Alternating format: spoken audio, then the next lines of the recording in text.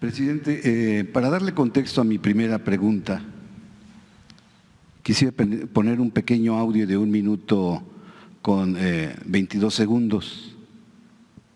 Era mi deber actuar en toda decisión para enfrentar la emergencia. Así se hizo y nunca lo lamentaré. Los grandes corruptos del pasado, del presente y del futuro rendirán cuentas. No habrá para ellos borrón y cuenta nueva. Yo me comprometo a promover ante mi partido y los diputados de Acción Nacional a entregar el número que abre la entrada a la información del FOBAPROA. Hemos decidido, los diputados de Acción Nacional y los diputados del Verde Ecologista, el traer aquí para que frente a toda la nación entreguemos, para que si se juntan los otros 3 números clave para entrar a las listas del FOBAPROA, se pueda realizar. FOBAPROA informa. Hay 3 tipos de deudores: los que cumplen, los que no pueden pagar y los que abusan. Los 2 primeros merecen ayuda. Los abusivos merecen castigo y deben someterse a todo el peso de la ley. El gobierno apoya a los que lo necesitan. La ley debe castigar a quienes lo merecen. El Fondo Bancario de Protección al Ahorro protege tu economía y el futuro de nuestros hijos. FOBAPROA, protección al ahorro. Solicita información al 01800 711 1330.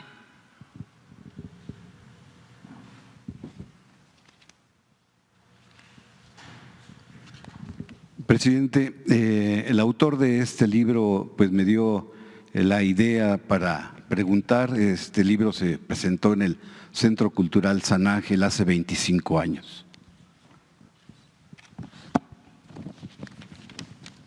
Pero antes de iniciar esas preguntas, presidente, quisiera darle el contexto porque es importante de qué está pasando ahorita en Pemex. Médicos del Frente Nacional residentes estuvieron apenas ayer pues exigiendo que su aguinaldo sea cubierto conforme a la ley, porque pues solamente les dieron 2,500 pesos.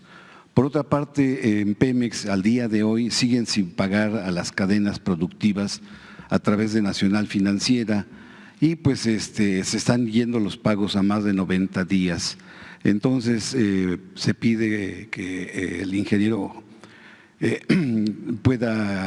titular de Petróleos Mexicanos pueda ayudarles. Y por otra parte, se fugan 100,000 millones de pesos en Pemex que se van a la compra de aceites y lubricantes y parafinas industriales. De las parafinas, pues le piden que la refinería de Salamanca en Guanajuato active el tren de lubricantes que existe porque no existe solamente en esa refinería de Salamanca, existe esta producción de parafinas que se pudiera echar a caminar y se le pidiera al ingeniero Alberto Isaac, que se le pidiera al ingeniero Jorge Luis Basaldúa Ramos, director de Pemex Transformación Industrial, o al ingeniero José Manuel Rocha Vallejo, pues para que puedan venderles productos a los industriales mexicanos. Eso es lo que quisiera comentarle de Pemex. Y bien, inicio con mi primera pregunta, presidente.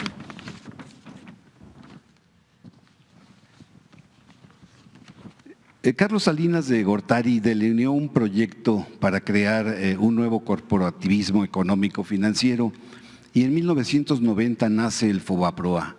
Y luego, el 12 de diciembre, pero de 1998, Ernesto Zedillo pues, nos obliga a todos los mexicanos a pagar hasta este año 24 años de deuda que no es de nosotros, y para sanear las malas prácticas pues, de los gobiernos y sexenios priistas. Una deuda, presidente, de 100,000 millones de dólares o 1,000,000 de millones de pesos. Esto lo tiene que pagar el pueblo de México hasta el año 2070. Cada mexicano, nacido o no nacido, debe de pagar 6,490 pesos por el FOBAPROA. Felipe Calderón, presidente del PAN en 1998, instruyó a sus diputados a consolidar el saqueo y el PAN, la mayoría del PAN y del PRI aprobaron la creación del IPAP. Y en el Congreso, Diego Fernández de Ceballos y Fauzi Handam pusieron freno para que las comisiones investigaran la lista y nombres de beneficiarios del FOBAPROA.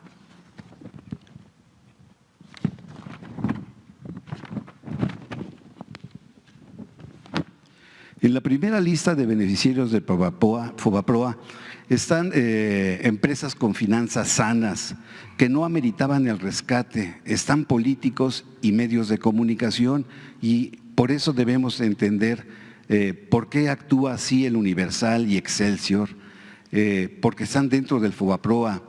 Está Videovisa, está Salinas y Rocha, está Taesa, está Dina, está Cementos Cruz Azul, está Mexloop, está Estrella Blanca, está Zapaterías Canadá, está Chedraui, está Del Monte, está K2, está Reino Aventura, está Mexicana de Aviación, está Grupo Lomelí, el Club Deportivo Monterrey, está Taesa, está Fidec, está Cicron y están Hoteles Camino Real. Así como están dentro de ahí Francisco Labastida y Vicente Fox. También está Grupo SIDEC de José Martínez Huitrón con 776 millones de dólares. Está el Grupo Mexicano de Desarrollo con 6,000 millones de pesos. Está el PRI con Banca Unión de Carlos Cabal Peniche, Banca Cremi y Banco BCH, que son de los 1,325 grandes deudores, solo 600 créditos representan el 55% del total de los recursos del FOBAPROA.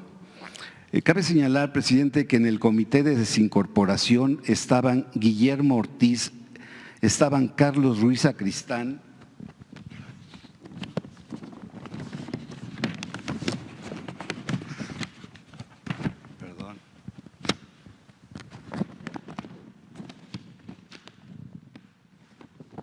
estaba Miguel Mancera Aguayo, estaba Jacques Ragosinsky y estaba Guillermo Prieto. Presidente, en Japón, en Indonesia y en Estados Unidos se aplicaron programas similares de rescate financiero, pero se castigó con cárcel a los defraudadores. En la página 10 del libro del FOBAPROA,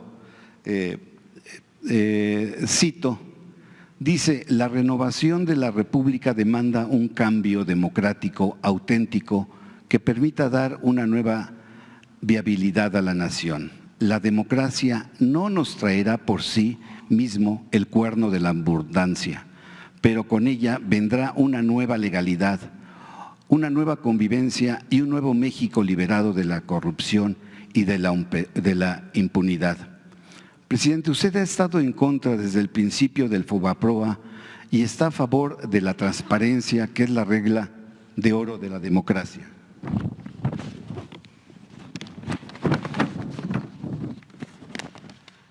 Por ello le pregunto, presidente, usted prometió una comisión de la verdad, ¿la podrá crear el próximo año? Y pues han pasado ya 24 años para fincar responsabilidades y castigos a los responsables y hasta el momento no hay uno solo. Y que si nos pudiera decir, presidente, ¿cuál ha sido el costo para el país de Guillermo Ortiz y Pedro Aspe? Esas serían las tres preguntas o tres incisos de esta pregunta, presidente. Bueno, pues ya es un asunto bastante conocido. ¿Qué fue lo que pasó? Hubo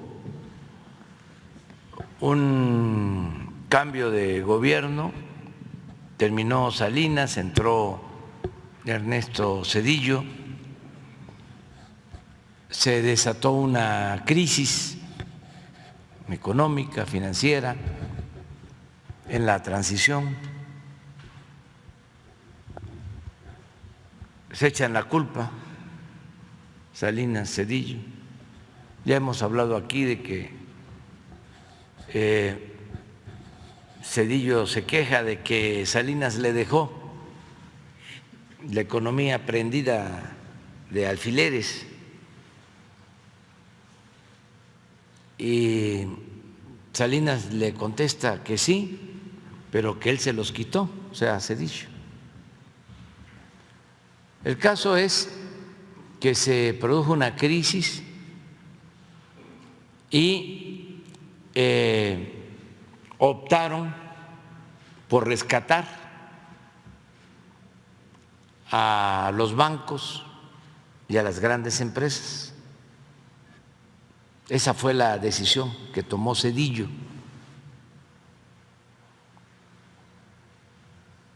Convirtió las deudas privadas en deuda pública. Las deudas de los bancos que supuestamente estaban quebrados, con carteras vencidas porque la gente no podía pagar y empresas que tampoco podían pagar. Entonces, toda esa deuda pasó a formar parte de la deuda pública.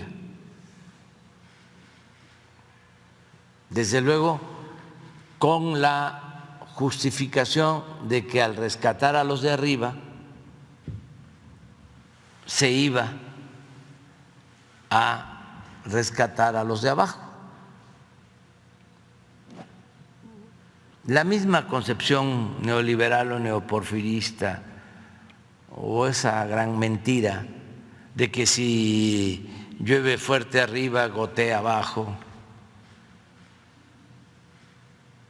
como si la riqueza fuese permeable o contagiosa.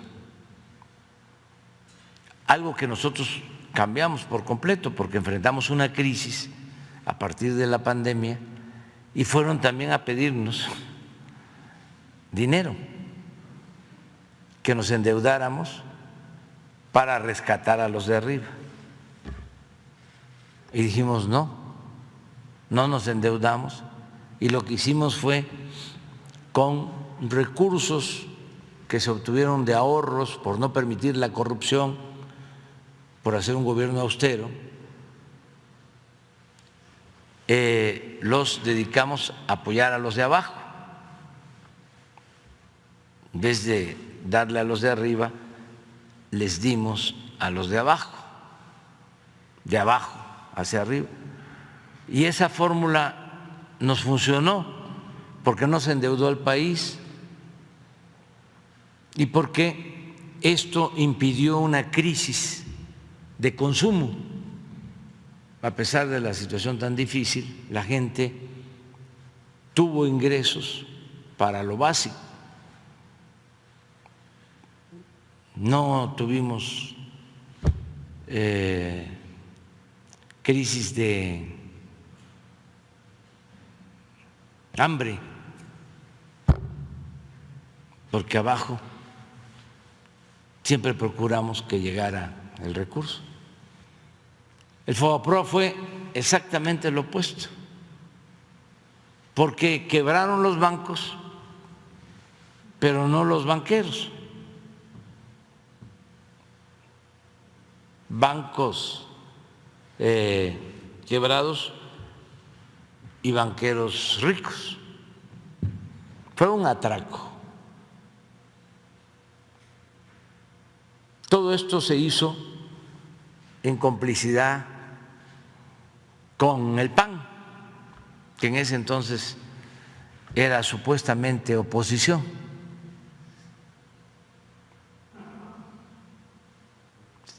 Ya hemos visto aquí cómo tuvimos un debate sobre el tema en el programa de Gutiérrez Vivó con Calderón. Él era presidente del PAN, yo era presidente del PRD, sobre este tema. Y ellos fingían, porque son muy hipócritas, de que no iban a aprobar el FOBAPROA. Entonces, en el debate le digo, mira, ya no le demos vuelta, ¿van a aprobar el FOBAPROA, sí o no? Y me dice el muy cínico, no. Y al mes lo estaban aprobando, junto con el PRI, un 12 de diciembre de 1998. Entonces, a partir de ahí, pues se empieza a pagar una enorme deuda. También hace unos días recordaba yo de que Zedillo, que está considerado como una eminencia en economía,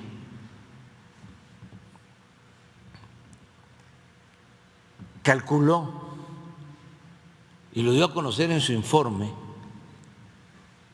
de que el rescate del FOBAPROA iba a significar, nos iba a costar 125,000 millones de pesos.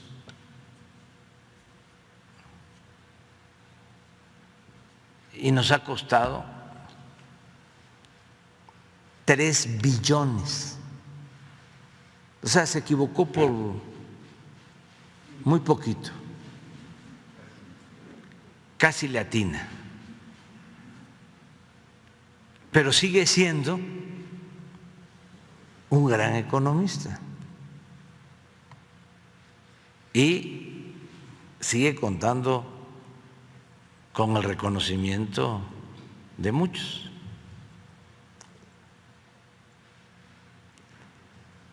Entonces, eso es lo que sucedió.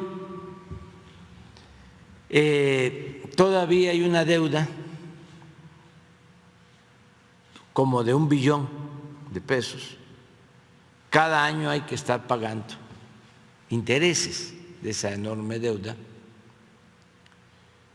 Y sí va a llevar tiempo todavía. Pero ya toda esa deuda entró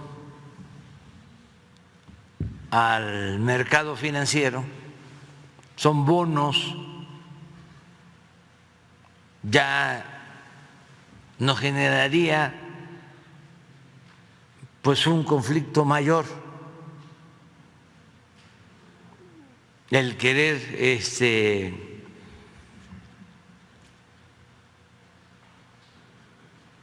no reconocerla como deuda. Nos afectaría más como país si la declaramos impagable. Eso lo analizamos desde el principio. Sí fue un grave error, y en política los errores son como crímenes.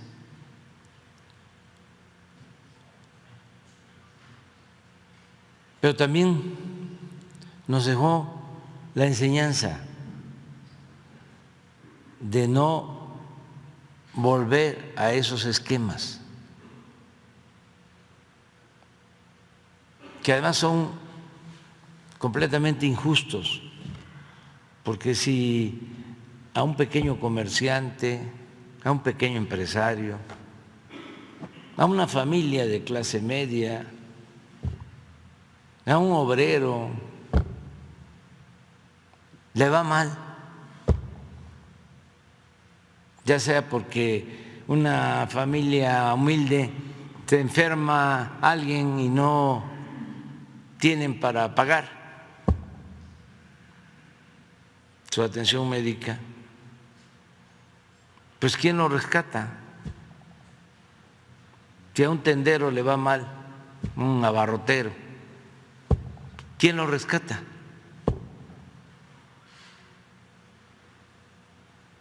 ¿Por qué rescatar, no?, a los de arriba?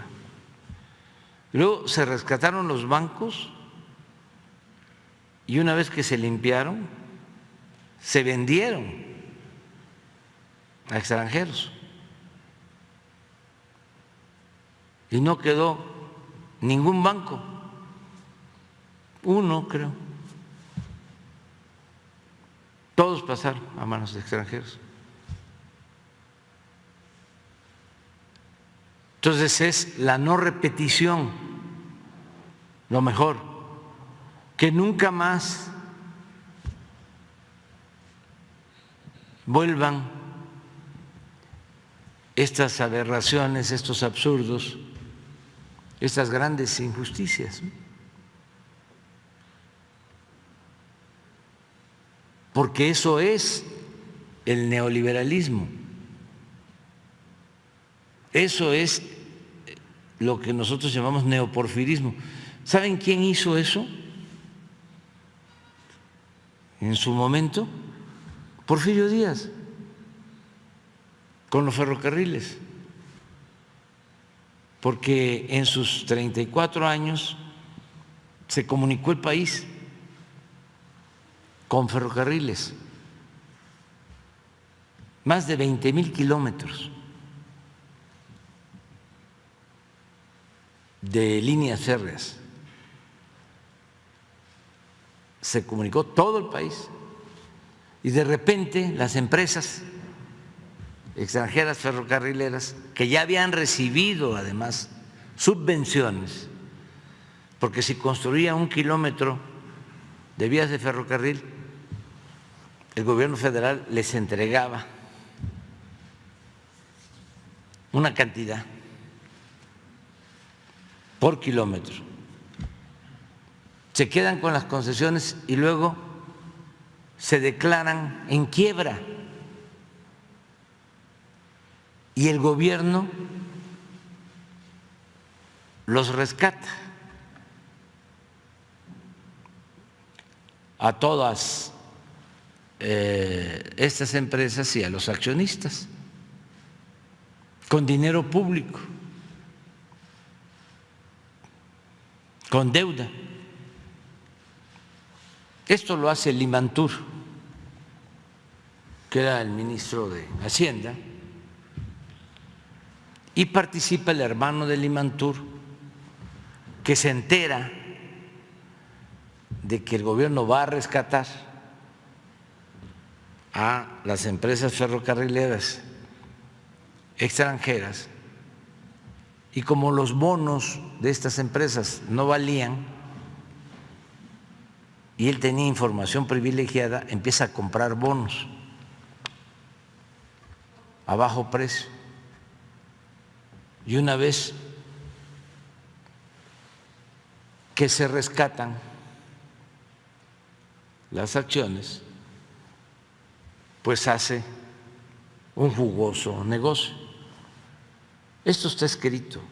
O sea, el modelo del FOBAPROA que aplican en la época de Zedillo ya se había aplicado en el rescate a los ferrocarriles en la época de Porfirio Díaz. Fíjense cómo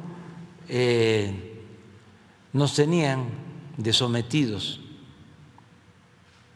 y colonizados, que se creó a partir de ese rescate ferrocarriles nacionales.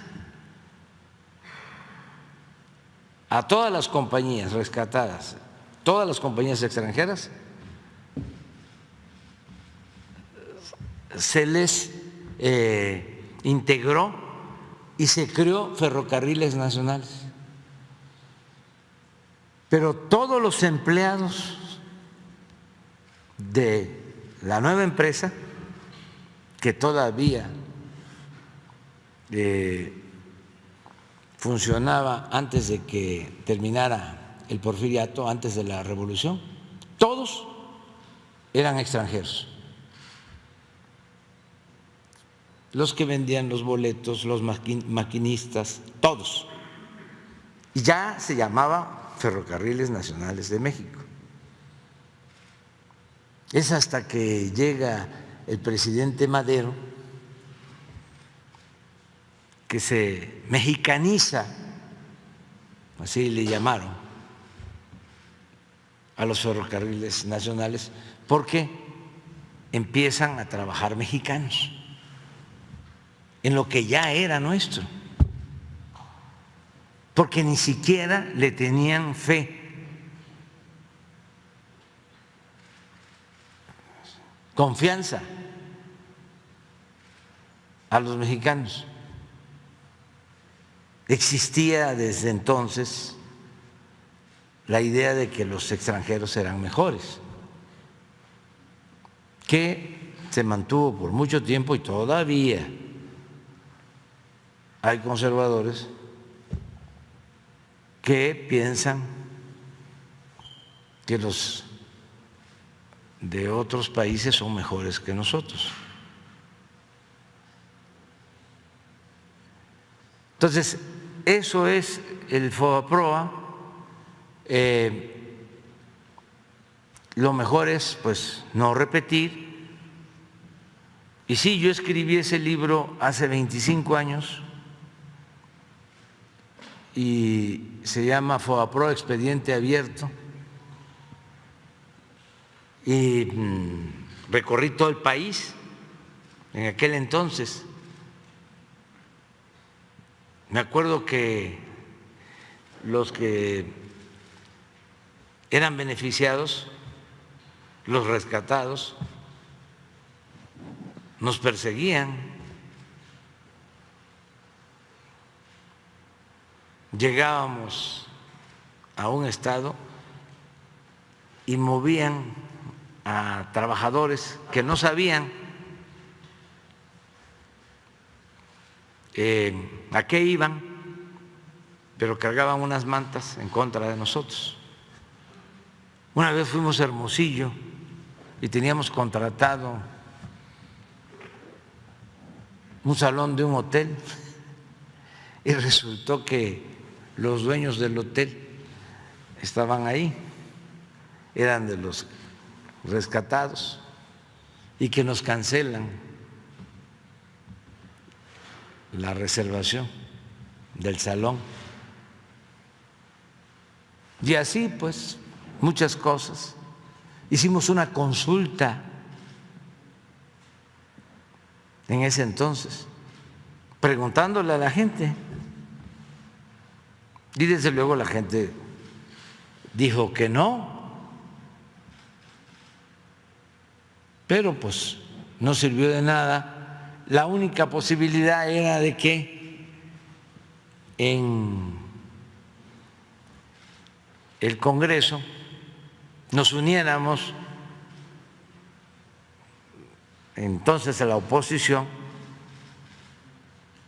pero los del PAN se sumaron. Incluso después Fox apoyó.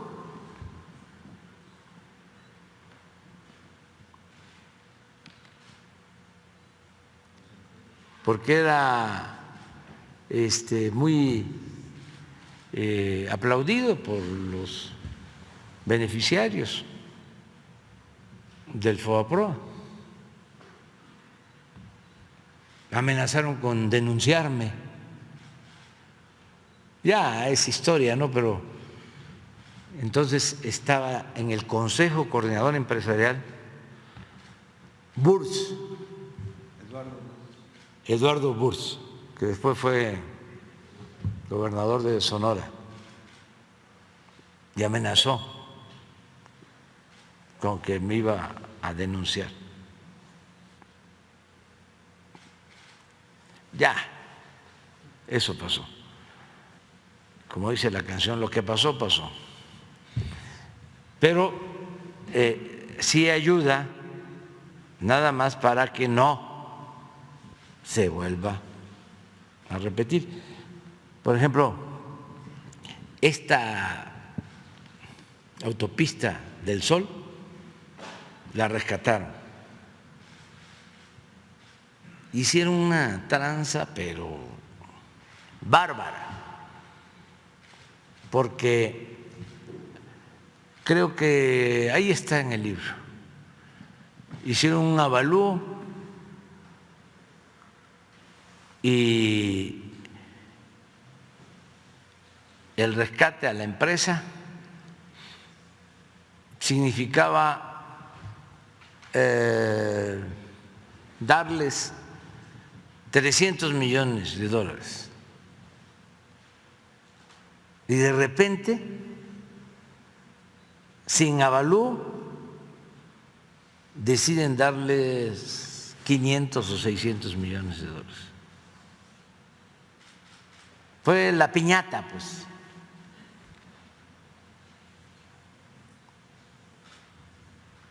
En los bancos, todas las colecciones de los grandes pintores de México que tenían los bancos pasaron a formar parte de los nuevos dueños. Los Siqueiros, los Riveras, las colecciones.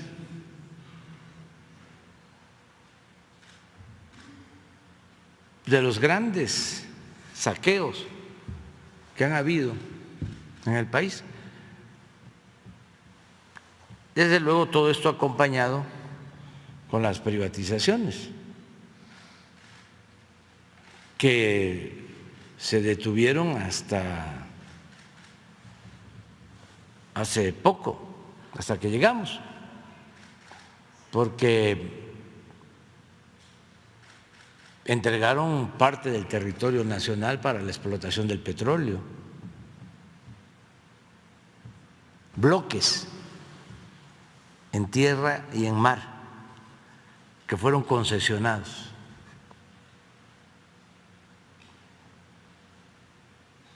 El petróleo de la nación y la industria eléctrica, y además todo esto modificando la Constitución. Ahí sí no había opositores. Y no solo modificando la Constitución y dejando bien amarrado todo para que costara trabajo dar marcha atrás, sino creando instituciones para defender la política privatizadora.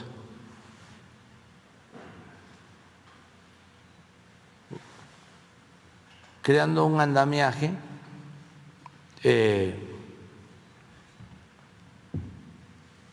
para contrarrestar las acciones del Ejecutivo, debilitar al Poder Ejecutivo.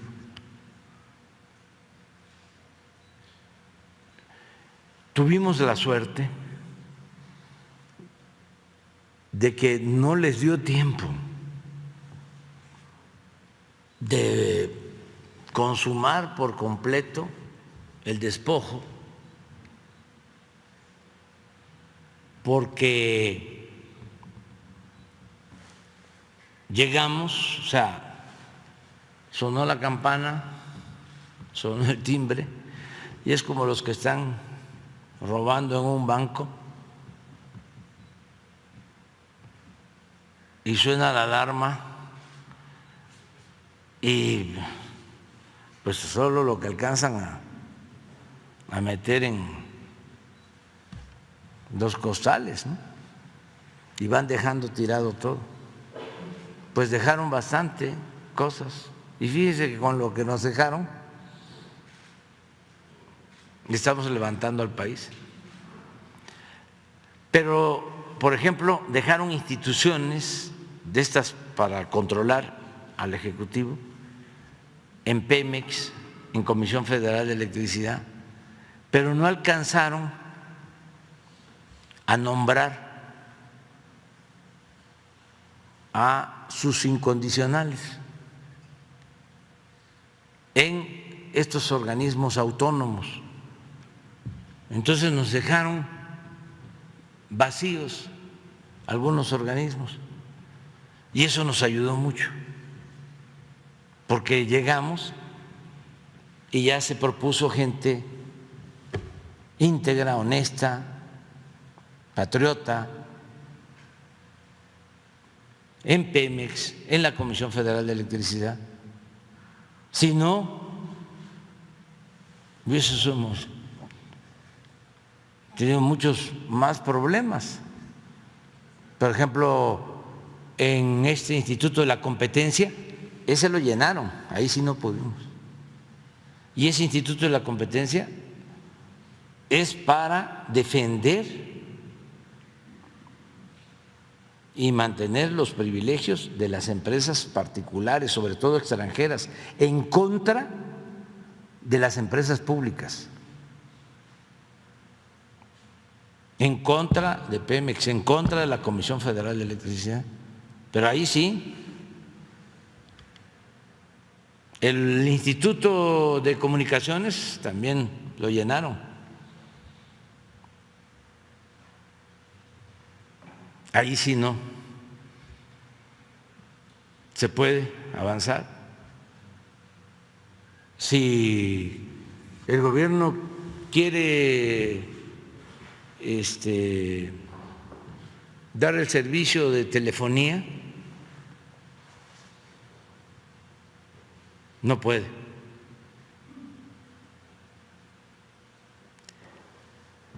Nos dieron una concesión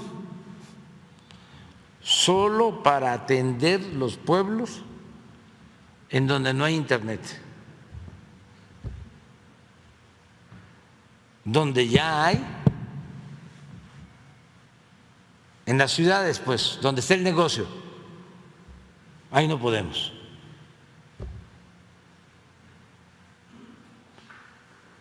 Si quisiéramos tener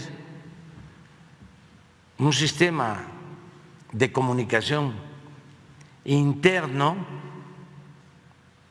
para todo el gobierno, también tendríamos que pedir permiso y es probable que nos nieguen el permiso. ¿Y son realmente autónomos? No, los dominan los que supuestamente iban a ser combatidos, los dueños de los monopolios, que les llaman actores preponderantes, porque hasta cambiaron la terminología,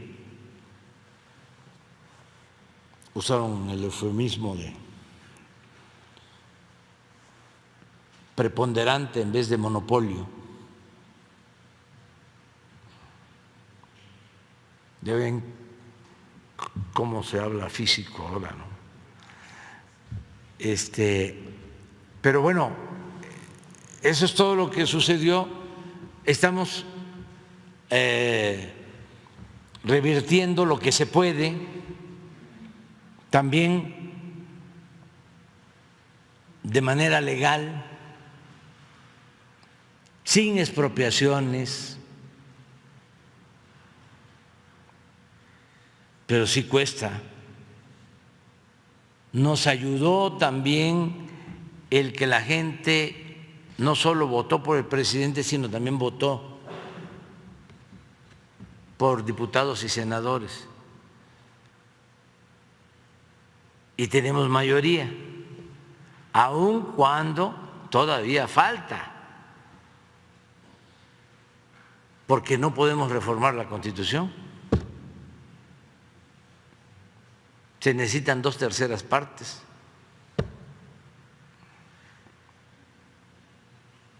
No basta con tener la mayoría simple, la mitad más uno.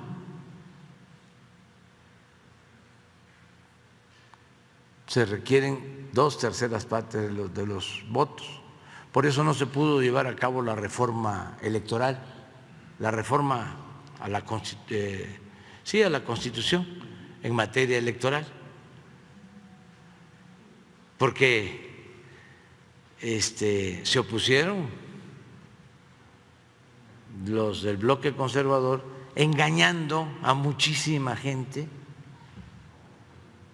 de que queríamos nosotros manejar el padrón electoral, que nosotros íbamos a nombrar a los consejeros del INE, que ya no iba a haber democracia, cuando la propuesta iba en el sentido de afianzar la democracia, de combatir los fraudes,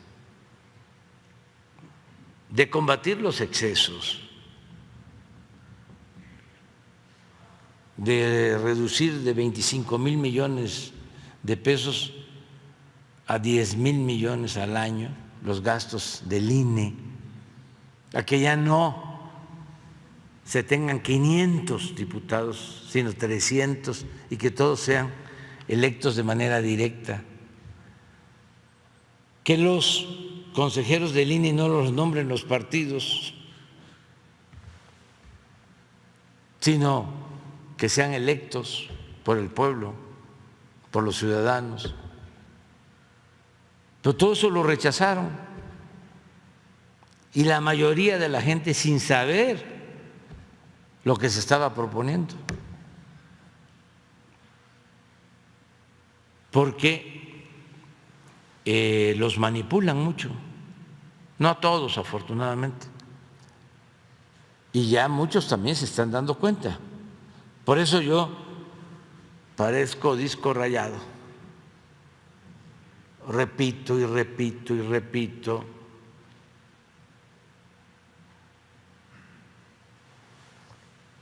Porque hay quienes se creen las mentiras y al momento que digo les están mintiendo, les están jugando el dedo en la boca, es lamentable que no estén informados, que les manipulen. Pues algunos sí reaccionan, otros se cierran más, pero hay algunos que sí, y sobre todo hay que pensar en los jóvenes.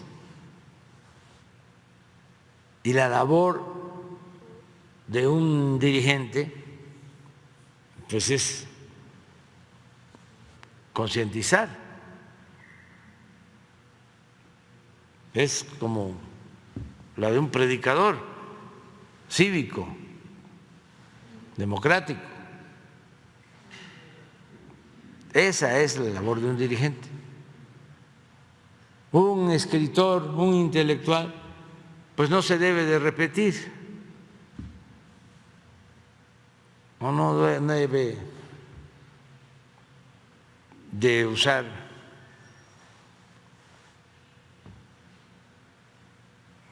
caminos trillados o lugares comunes, pero un dirigente sí. Hay que estar constantemente hablando. Y eso les molesta a muchos, porque también durante mucho tiempo los hicieron sentirse muy informados, superiores, y entonces les molesta que no sea así, que se esté dando a conocer otra realidad. Bueno, pero eso es básicamente lo del FOBAPROA, que no se repita y que se rescate al pueblo. Bien, presidente.